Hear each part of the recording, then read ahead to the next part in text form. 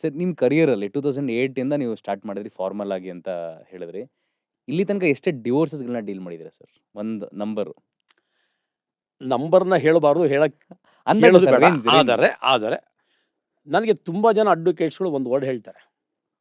ಬೆಂಗಳೂರಿನಲ್ಲಿ ನಿಮ್ಮಷ್ಟು ರೀಜಾಯ್ನಿಂಗ್ ಮಾಡಿರೋಂಥ ಅಡ್ವೊಕೇಟು ಇಲ್ಲ, ನೈಸ್. ಮತ್ತೆ ನಿಮ್ಮಷ್ಟು ಡಿವೋರ್ಸ್ ಮಾಡಿರೋಂಥ ಅಡ್ವೊಕೇಟ್ ಇಲ್ಲ ಅಂತ. ಮೈಟ್ ಬಿ ಅದು ಸತ್ಯ ಇರ್ಬೋದು. ಅಂದ್ರೆ ಸರ್ ಒಂದು 10,000 20,000 ಹಿಂಗೆ ಆಗಿದೆ ಓ ಮೈ ಗಾಡ್. ಆಗಿದೆ ಆಗಿದೆ ಅಂದ್ರೆ ಅಷ್ಟು ಕುಟುಂಬಗಳಲ್ಲಿ ಕಲಹಗಳಾಗಿ ಬೇರೆ ಆಗೋಣ ಅಂತ ಡಿಸೈಡ್ ಮಾಡ್ತಾ ಇದ್ದಾರೆ. ಮಾಡಿದ್ದಾರೆ. ಸರ್ ಹಳ್ಳಿಗಳಿಂದನೂ ಬರ್ತಾರ ಜನ? ತುಂಬ ಜನ ಈಗ ಹಳ್ಳಿಗಳಲ್ಲೂ ಕೂಡ ಜಾಸ್ತಿ ಆಗ್ತಾ ಇದೆ ಈಗ. ಓಕೆ. ಮುಂಚೆ ನಾವೆಲ್ಲ ಅನ್ಕೊಳ್ತಾ ಇದ್ವಿ ಬರೀ ಸಿಟಿನಲ್ಲಿರೋರು ಮಾತ್ರನೇ ಆ ಒಂದು ಡಿಸಿಷನ್ ಬರ್ತಾರೆ, ಆ ಒಂದು ಡಿವೋರ್ಸ್ ಕಾನ್ಸೆಪ್ಟ್ ಬಗ್ಗೆ ಯೋಚನೆ ಮಾಡ್ತಾ ಇದ್ದಾರೆ ಅಂತ. ಈಗ ಹಳ್ಳಿನಲ್ಲಿ ಏನಾಗ್ತಾ ಇದೆ, ಅಲ್ಲೂ ಕೂಡ ಎಜುಕೇಶನ್ ಸ್ವಲ್ಪ ಜಾಸ್ತಿ ಆಗ್ತಾ ಇದೆ. ಕರೆಕ್ಟ್. ಅವ್ರಿಗೂ ಕೂಡ ನಾಲೆಜ್ ಬರ್ತಾ ಇದೆ, ಮತ್ತು ಅವ್ರಿಗೂ ಕೂಡ ಕೆಲವರು ಹೇಳ್ಕೊಡೋಂಥವ್ರು ಅಥವಾ ಕೆಲವರು ಇನ್ಸ್ಪಿರೇಷನ್ ಕೊಡೋಂಥವ್ರು, ಇಲ್ಲ ಪರವಾಗಿಲ್ಲ ನೀನು ಧೈರ್ಯವಾಗಿ ನೀನು ಕೋರ್ಟ್ಗೆ ಹೋಗಿ ನೀನು ಆರಾಮಾಗಿ ರಿಲೀಫ್ ತಗೋ ಅಂತ ಹೇಳಿ ಅವರಿಗೆ ಧೈರ್ಯ ತುಂಬಂಥವ್ರು ಇವಾಗ ಅಲ್ಲೂ ಕೂಡ ಜಾಸ್ತಿ ಆಗಿರೋದ್ರಿಂದ ಹಳ್ಳಿಗಳಲ್ಲೂ ಕೂಡ ಈಗ ಪರ್ಸೆಂಟೇಜ್ ಜಾಸ್ತಿ ಆಗ್ತಿದೆ ಈಗ.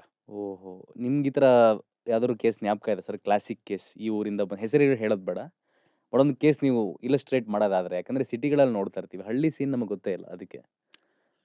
ನೂರಾರು ಕೇಸ್ಗಳು ಬಂದಿದೆ, ನೂರಾರು ಕೇಸ್ಗಳು ಬಂದಿದೆ. ಅಂದ್ರೆ ಸರ್ ಈಗ ನನಗೆ ಗೊತ್ತಿರೋ ಹಾಗೆ 1 ವರ್ಷದ ತನಕ ನೀವು ಡಿವೋರ್ಸ್ ಅಪ್ಲೈ ಮಾಡಂಗಿಲ್ಲ ಅಲ್ವಾ ಸರ್? Am I wrong? ಆ ಥರ ಏನಿಲ್ಲ. ಹಾ. ಅದು ಕಾನೂನಲ್ಲಿ 1 ವರ್ಷದವರೆಗೂ ಡಿವೋರ್ಸ್ ಕೇಸ್ ಹಾಕವಾಗಿಲ್ಲ. ಓಕೆ. ಆದರೆ ಕೆಲವು ಎಕ್ಸೆಪ್ಷನ್ಸ್ ಇರುತ್ತೆ. ಹಾ.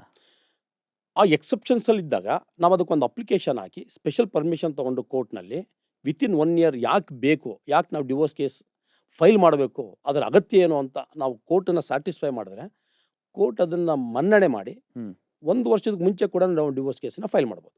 ಅಂದ್ರೆ 1 ವಾರಕ್ಕೆ ನನ್ನ ಗಂಡ ತಡ್ಕೊಳಕ್ ಆಗ್ತಲ್ಲ, ಹೆಂಡತಿ ತಡ್ಕೊಳಕ್ ಆಗ್ತಲ್ಲ ಅಂತ ತುಂಬಾ ಜನ ಬರ್ತಾರೆ. ಸೊ ನಿಮಗೆ ಮದುವೆ ಆದ ಎಷ್ಟು ದಿನಗಳಲ್ಲಿ, ಅಂದ್ರೆ which is the earliest case? Like ಮದುವೆ ಆದ ನೆಕ್ಸ್ಟ್ ಡೇನೇ ಡಿವೋರ್ಸ್ ಅಪ್ಲೈ ಮಾಡಿದವರು ಬಂದಿದ್ದಾರೆ, ಅಥವಾ ಅರ್ಲಿಯೆಸ್ಟ್ ಯಾವುದು ಸರ್ ನಿಮಗೆ ಬಂದಿರೋದು ಇಲ್ಲಿ ತನಕ? ಸುಮಾರು ಕೇಸು ನನಗೆ ವಿತಿನ್ 3 ಡೇಸ್ ಒಳಗಡೆ ಬಂದಿದೆ. ರೀಸನ್ ಏನು ಕೊಡ್ತಾರೆ ಸರ್ ಅವರು?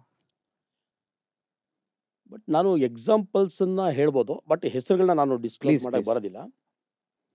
ಒಂದು ಕೇಸಲ್ಲಿ ನನಗೆ ಬಂದಿದ್ದು ವೈಫು. ಶುಕ್ರವಾರ ಮದುವೆ ಆಗಿದೆ, ಶನಿವಾರ ಫಸ್ಟ್ ನೈಟ್ ಆಗಿದೆ, ಭಾನುವಾರ ಆಕೆ ವಾಪಸ್ ಬಂದಿದ್ದಾರೆ, ಸೋಮವಾರ ನನ್ನ ಹತ್ರ ಕೇಸ್ ಬಂದಿದೆ. ಏನು reason sir if I may ask? ಏನು ಹೇಳಿದ್ದಾರೆ? ಅಲ್ಲ, ಕೆಲವು ರೀಸನ್ಗಳನ್ನ ನಿಮ್ಗೆ ಹೇಳಿದ್ರೆ ಅದು ಒಂಥರ ತುಂಬಾ ಅಲ್ಲ ಇದು ಸರ್, ಫನ್ನಿ ಅಂತ ಅನ್ನಿಸ್ಬೋದು. Okay. ಕೆಲವು ರೀಸನ್ಗಳು ಇದೇನಪ್ಪ ಈ ಥರದ ರೀಸನ್ಗೂ ಬರ್ತಾರ ಅಂತ ಅನ್ನಿಸ್ಬೋದು. ಬಟ್ ಫ್ಯಾಕ್ಟು ಏನು ಮಾಡೋಕ್ಕಾಗಲ್ಲ, ಫ್ಯಾಕ್ಟನ್ನು ಚೇಂಜ್ ಮಾಡೋಕ್ಕಾಗಲ್ಲ. ನಮಗೆ ಅದು ಇವತ್ತು ಮೈನ್ಯೂಟ್ ಅಂತ ಅನ್ಸೋದು, ಆ ವ್ಯಕ್ತಿಗೆ ಅದು ಮೇಜರ್ ಆಗಿರ್ಬೋದು. ಓಕೆ. ಎಷ್ಟೋ ಕೇಸ್ಗಳು ನನಗೆ ಬಂದಿದೆ. ಫಸ್ಟ್ ನೈಟಲ್ಲಿ ಸೆಕ್ಸ್ ಮಾಡಬೇಕಾದಾಗ ಹೆಂಡತಿ ಅಲಿಗೇಷನ್ಸ್ ಮಾಡಿರೋದು, ನನ್ನ ಗಂಡನ ಪೆನ್ನಿಸ್ ತುಂಬ ಚಿಕ್ಕದಿದೆ, ಐ ಆಮ್ ನಾಟ್ ಸ್ಯಾಟಿಸ್ಫೈ, ನಾನು ಮುಂದಕ್ಕೂ ಕೂಡ ನಾನು ಇವನ ಜೊತೆಲಿ ಸಂಸಾರ ಮಾಡಿಕೊಂಡ್ರೆ ನಾನು ನೆಮ್ಮದಿಯಾಗಿರೋಕ್ಕಾಗಲ್ಲ, ನಾನು ಸುಖವಾಗಿರೋಕ್ಕಾಗಲ್ಲ. ರೈಟ್.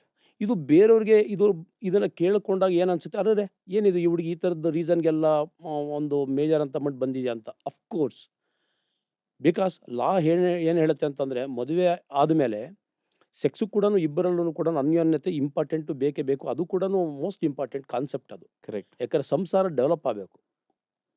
ಸೊ ಅದರಲ್ಲಿ ಒಬ್ಬ ವ್ಯಕ್ತಿ ಯಾರಾದರೂ ಆಗಿ, ಇದು ಮಹಿಳೆ ಆಗಿರಲಿ ಪುರುಷ ಯಾರಾದರೂ ಆಗಿರಲಿ, ಒಬ್ಬರು ಅದನ್ನು ಸ್ಯಾಟಿಸ್ಫೈ ಆಗಲಿಲ್ಲ, ಸ್ಯಾಟಿಸ್ಫೈ ಆಗುವಂಥ ಚಾನ್ಸಸ್ಸೇ ಇಲ್ಲ, ಅಥವಾ ಹುಡುಗ ಇಂಪಾರ್ಟೆಂಟ್ ಇದ್ದಾನೆ, ಅಥವಾ ಹುಡುಗಿ ಸೆಕ್ಸ್ಗೆ ಕೋಪೇಟೆ ಮಾಡೋಕ್ಕಾಗೋದಿಲ್ಲ ಅಂತ ಪರಿಸ್ಥಿತಿ ಇದೆ ಅಂತಂದಾಗ ಯಾರಾದರೂ ಒಬ್ಬರು ವ್ಯಕ್ತಿ ಕೋರ್ಟ್ಗೆ ಹೋಗ್ಬೋದು, ರಿಲೀಫ್ ತೊಗೋಬೋದು. ಸರ್ ಬಟ್ ಈ ಥರ ಆದಾಗ ಆ ಹುಡುಗನ ಕಾನ್ಫಿಡೆನ್ಸೇ ಬಿದ್ದುಬಿಡುತ್ತಲ್ಲ ಸರ್ ಕೆಳಗಡೆ. ಇಟ್ ಈಸ್ ಅ ವೆರಿ, ಅಂದರೆ ತುಂಬ ಬೇಜಾರಾಗುತ್ತೆ. Because as a male community ಎಲ್ಲರನ್ನೂ ಅಪ್ಲಿಫ್ಟ್ ಮಾಡ್ತಾ ಇರ್ತೀವಿ. ಈ ಥರ ಕೇಸಿಂದ ಆದಾಗ ಇವನ್ ಸೆಲೆಬ್ರಿಟೀಸು ತುಂಬ ಜನರು ಇದೇ ರೀಸನಿಂದ ಡಿವೋರ್ಸ್ಗಳಾಗಿದ್ದಾವೆ, ಹೆಸರುಗಳು ತಗೊಳ್ಳೋದು ಬೇಡ. ಖಂಡಿತ. ಬಟ್ ಆ ಮೊರೇಲೇ ಡೌನ್ ಆಗಿಬಿಡುತ್ತಲ್ಲ, ಮತ್ತೆ ಫ್ಯಾಮಿಲಿಗೆ ಏನಂತ ಹೇಳ್ತಾರೆ ಅವರು? They can't answer their parents also. So ಈ ಥರ ಕೌನ್ಸಿಲ್ ಹೆಂಗೆ ಮಾಡ್ತೀರಾ ಹುಡುಗರನ್ನ? ಕೆಲವು ಸಲ ಏನಾಗುತ್ತೆ ಅಂದರೆ, ಒಂದು ಎಕ್ಸಾಂಪಲ್ ಕೊಡ್ತೀನಿ.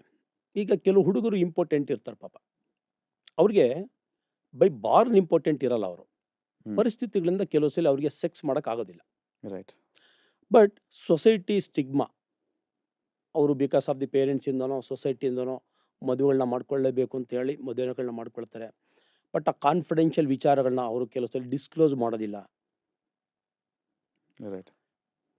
ಆ ಲ್ಯಾಕ್ಯುನಸ್ ಇದೆಯಲ್ಲ, ಈದರ್ ಫಿಸಿಕಲಿ ಲ್ಯಾಕ್ಯುನಸ್ ಇರ್ಬೋದು, ಮೆಂಟಲಿ ಲ್ಯಾಕ್ಯುನಸ್ ಇರ್ಬೋದು. ಯಾಕೆಂದ್ರೆ ಇಂಪಾರ್ಟೆಂಟ್ನಲ್ಲಿ ಹಲವಾರು ವೆರೈಟಿ ಇದೆ.